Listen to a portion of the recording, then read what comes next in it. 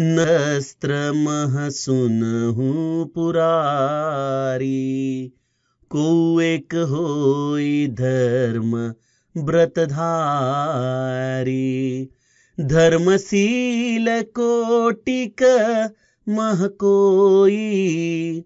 विषय विमुख विराग रत होई। कोटि विरक्त मध्य श्रुति कहई। सम्यक ज्ञान सकृत कौलहई। ज्ञानवंत कोटिक मह को।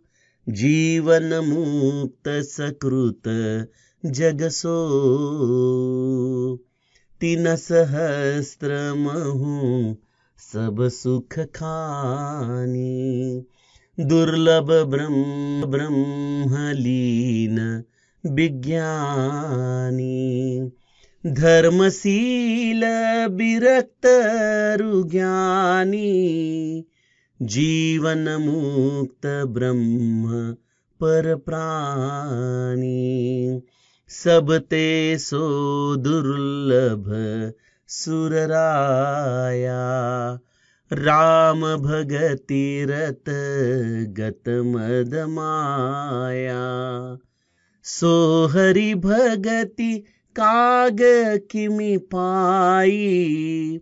विश्वनाथ मोहि कहूँ बुझाई। राम परायण ज्ञान रत गुनागार मति धीर।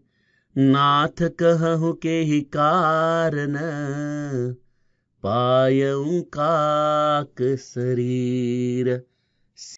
सियावर रामचंद्र प्रिय हो।